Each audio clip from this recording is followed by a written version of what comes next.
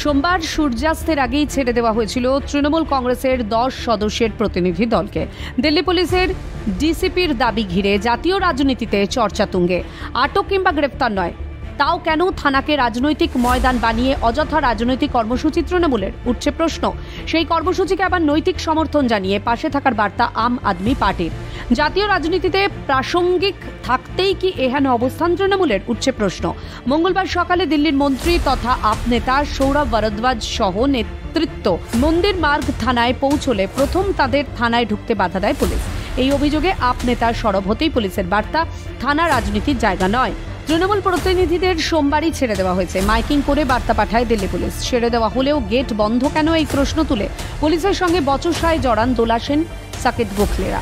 কোনোভাবেই আপ নেতাদের থানায় ঢুকতে না দিলে থানার বাইরেই অবস্থানে বসেন সৌরভ ভরদ্বাজ সহ অন্য আপ নেতারা। তাঁদের সঙ্গে ধর্নায় যোগ দেন তৃণমূলের রাজ্যসভার এমপি সাগরিকা ঘোষ। তিনি খাবার আনতে বেরিয়েছিলেন, তাঁকেও ভিতরে যেতে বাধা দেয় পুলিশ। এই অভিযোগে সরব ছিল তৃণমূল।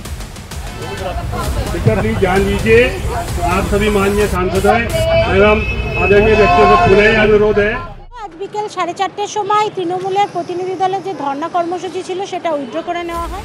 ওয়াকিবহাল মহল বলছে, দিনভর এই নাটকীয় অবস্থান চলার পর বেলা শেষে প্রথমে মিছিল এবং পরে সাংবাদিক বৈঠক সেরে অবস্থান বিক্ষোভ প্রত্যাহার করে তৃণমূল।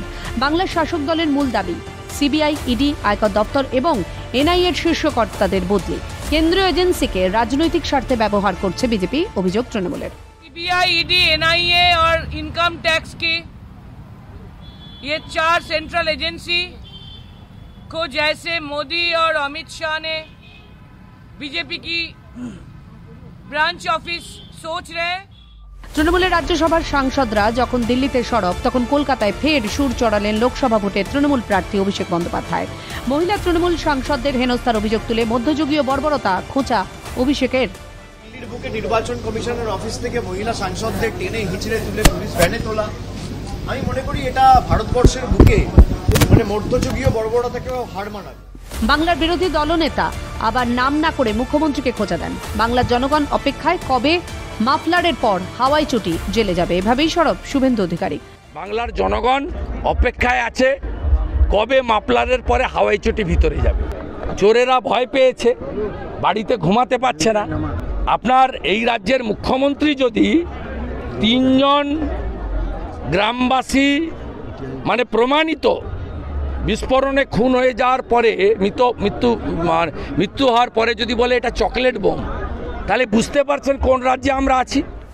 বিজেপি সাংসদ তথা মুখপাত্র শ্রমিক ভট্টাচার্যের মন্তব্য, আন্দোলন করতে গিয়ে লাঠি খেতে হবে।